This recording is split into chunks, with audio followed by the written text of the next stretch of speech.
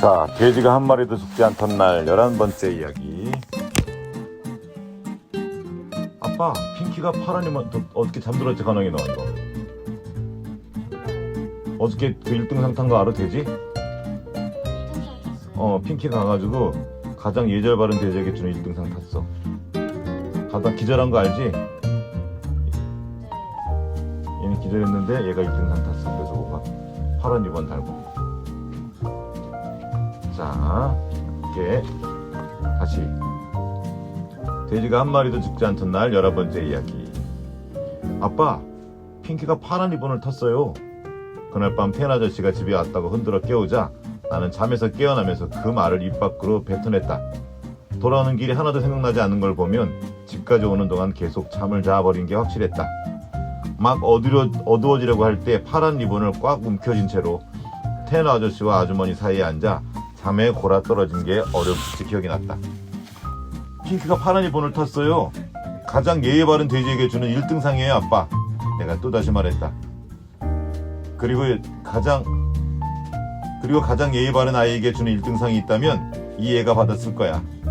우리 송아지를 어찌나 잘 모는지 놀랄 정도였으니까. 얘가 그 송아지 몰고 갔잖아. 태어난 송아지. 어저께 그 대회에서. 수많은 관중들 앞에서 송아지를 멋지게 몰고 간 거야. 막 가슴에 터질 것 같고 막 그랬잖아. 너희도 어저께 에롱에롱 하느라고 잘 못 들었을 거야. 자, 말썽을 안 버리던가 아버지가 물었다.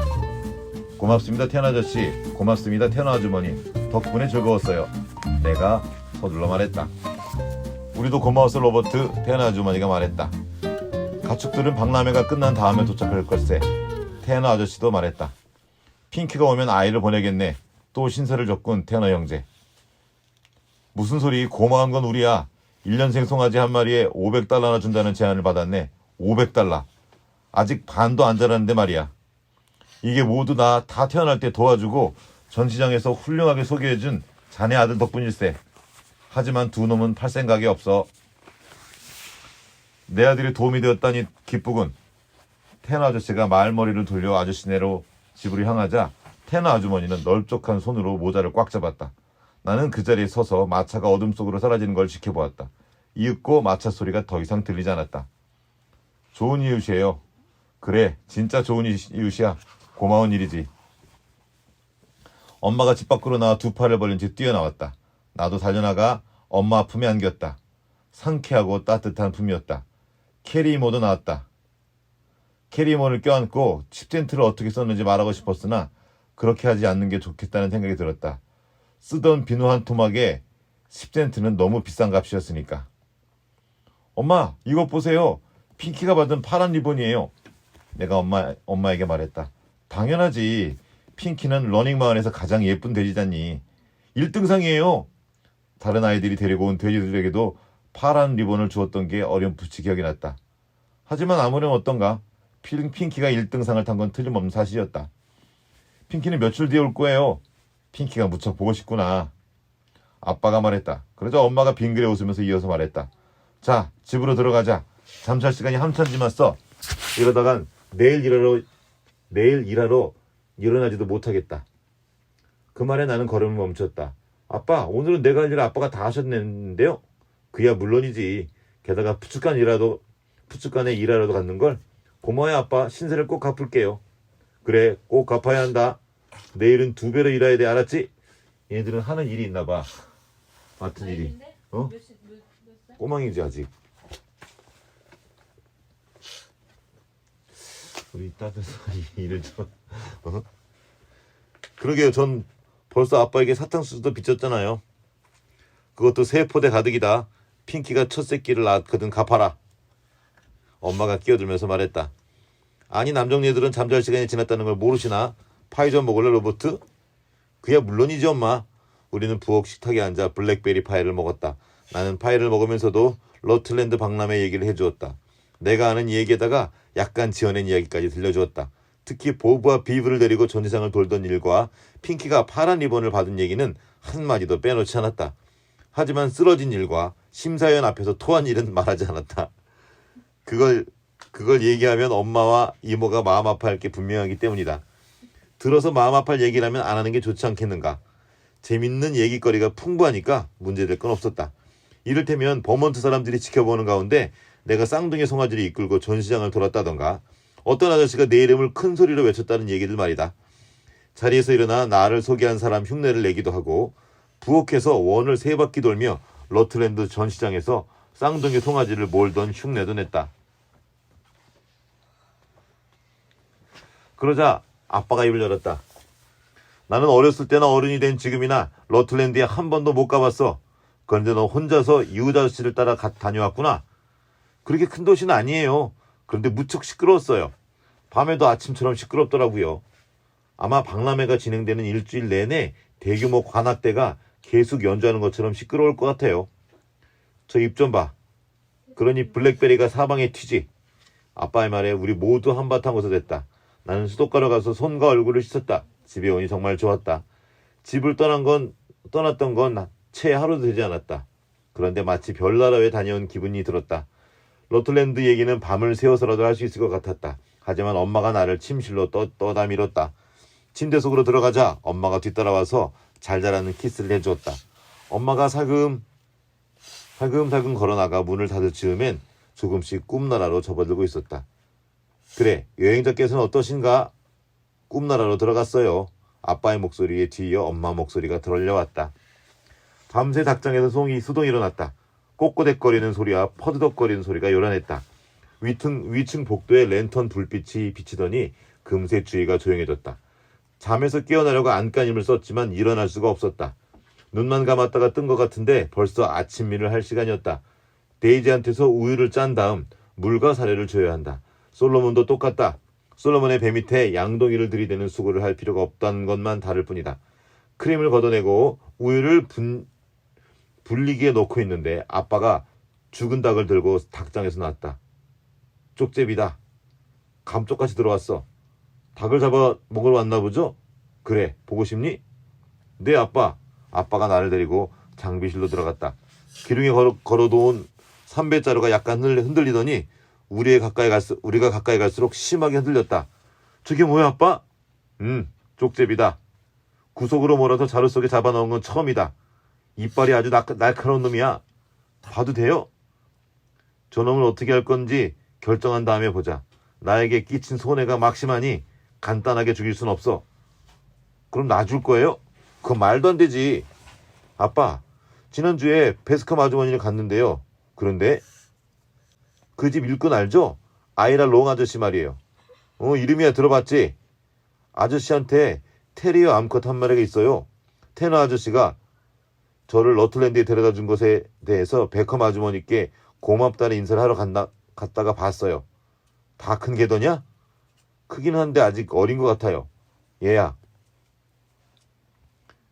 아침 먹고 가서 롱 아저씨한테 가서 개랑 한 판 붙을 쪽제비를 잡았다고 전화해라.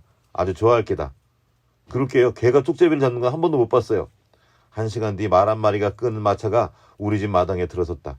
아이라 롱 아저씨와 나 그리고 아저씨 개 허씨가 타고 온 마차였다. 나는 허씨가 작고 귀여워서 집으로 오는 내내 꼭 껴안고 있었다. 이렇게 귀여운 개가 어떻게 쪽제비를 잡을지 궁금했다. 아빠가 우리를 맞아주었다. 아빠가 아이라 아저씨에게 손을 내밀며 말했다. 헤븐 팩이라호. 이렇게 와줘서 고맙소. 아이라 롱입니다. 아르님과는 벌써 알고 지냈답니다. 이 마을에 산다면 누구나 그렇지요. 두 사람은 웃음을 터뜨렸다. 왜 웃는지는 몰랐지만 나도 함께 웃었다. 정말 좋은 아이예요. 아이라 롱 아저씨가 말했다. 아빠는 아직도 내가 안고 있는 회색과 흰색이 섞인 작은 개를 유심히 바라보았다. 쪽제비랑 싸움을 붙인 적이 있나요? 아직요. 그런데 쪽제비 한 마리를 잡았다면서요? 아주 커다란 놈이에요. 힘도 세고 이빨도 날카로워요. 아빠, 근데 개랑 쪽제비랑 싸움을 붙이는 이유가 뭐예요? 구경하려고 그러는 거예요? 아니야. 그럴 만한 이유가 있어. 왜 그럴까, 한홍아? 배를 훈련시키기 위해서. 어떤 훈련 시키려고 그럴까?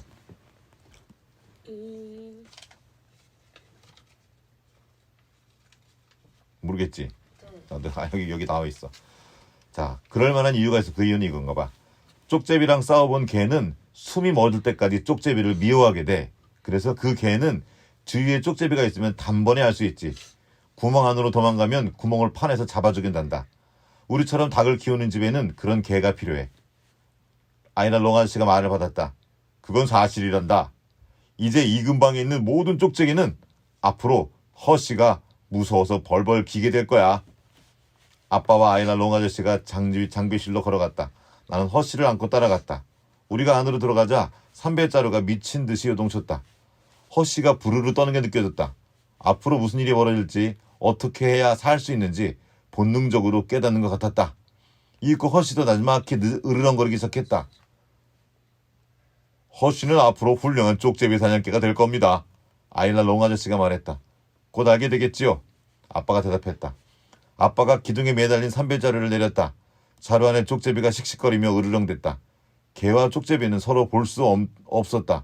하지만 둘은 서로의 존재를 느끼고 있는 게 분명했다. 내가 통 가져올게요. 나는 아이날 롱 아저씨에게 개를 건네주면서 광으로 뛰어갔다. 거기에는 올해의 가을 거지를 기다리고 있는 꽤 크고 텅 빈 사과통이 있었다. 나무 뚜껑이 있기 때문에 안성맞춤이었다. 나는 뚜껑을 팔에 들고 빈 통을 옆으로 누인 채 굴리면서 아빠와 아이날 롱 아저씨한테로 갔다. 아이날 롱 아저씨는 개를 안고 있었고 아빠는 삼배자루 주둥이를 꽉 잡고 있었다. 나는 입구가 위로 오게 빈 통을 세운 다음 뚜껑을 들고 덮을 준비를 했다. 본때를 보여줘라 허씨. 아이날 롱 아저씨가 말을 마치고 허씨를 빈 통에 넣었다. 허씨가 부르르 떨자 사과통도 같이 흔들렸다. 아빠가 자루를 들고 앞으로 나오면서 물었다. 덮을 준비 됐니? 네 아빠, 내가 이놈을 집어넣으면 재빨리 뚜껑을 덮어라. 알겠지? 네 아빠. 아빠가 손쉽게 자루를 열고 쪽제비를 사과통에 집어넣었다. 같이 넣고 싸우나봐. 나는 재빨리 뚜껑을 덮었다. 통이 심하게 흔들려 계속 붙잡고 있기 힘들었다. 아이날 롱 아저씨와 아빠가 다가와서 통에 쓰러지지 않도록 꽉 잡았다. 어두운 통 안에서 으르렁거리며 깨무는 소리와 헐키는 소리가 숨가쁘게 들려왔다. 덩치는 개가 훨씬 컸다. 그러나 쪽제비는 어둠에 익숙했다. 솔직히 말해서 개와 쪽제비의 싸움이 굉장히 흥미진진할 거라 생각했다. 하지만 그 순간이 너무 싫었다. 모든 것이 의미 없어 보이고 그 자리에서 뚜껑을 잡고 있는 나 자체가 싫었다. 이 일에 끼어들었다는 것 자체가 창피했다. 아빠의 얼굴을 쳐다보니 아빠도 그다지 유쾌한 심정이 아닌 것 같았다. 마침내 싸우는 소리가 그쳤다. 아무 소리도 들리지 않았다. 아빠는 나에게 고개를 끄덕거렸다. 나는 안을 들여다볼 수 있을 만큼만 뚜껑을 조금 열었다. 개가 낑낑거리며 우는 소리가 들렸다. 도저히 잊혀지지 않을 소리. 다시는 듣고 싶지 않은 소리였다. 아이날 롱 아저씨가 뚜껑을 열고 안을 들여다보았다. 쪽제비는 죽어 있었다. 가죽과 살과 뼈가 갈길갈길 찢긴 상태였다. 사과통은 바닥에서 꼭대기까지 온통 피범벅이었다.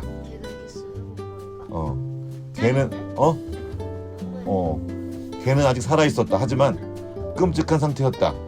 한쪽 귀가 반쯤은 찢어져 나가서 너덜거렸으며 온몸이 피투성이었다.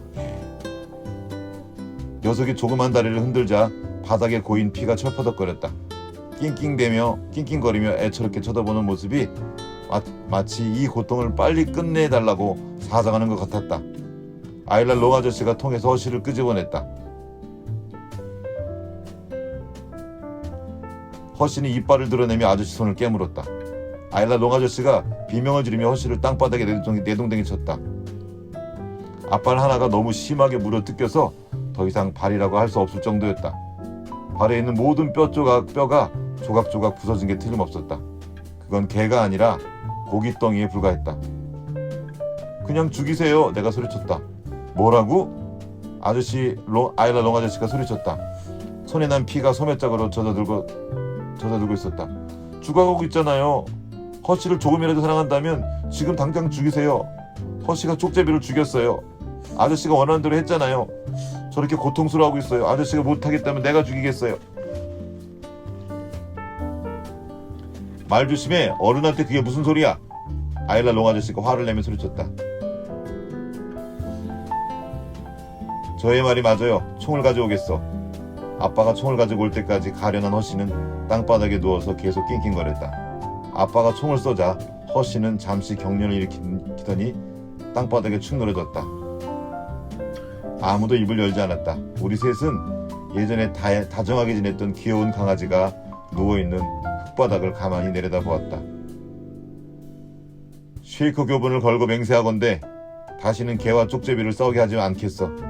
설사 닭을 모조리 다 잃게 된다고 해도 말이야. 나는 장비실에서 사판자를 들고 나와서 사과나무 근처 큰 조화제비 풀밭에 땅을 파고 허씨를 묻었다. 그리고 무릎을 꿇고 기도했다. 허씨, 인간은 모두 멍청이 바보야. 하지만 넌 아주 용감했어. 아, 이렇게 쪽제비 사냥꾼을 만들려고 이렇게 갖고 하나 보다. 근데 허씨가 너무 어렸었나 보다. 아이, 불쌍해라.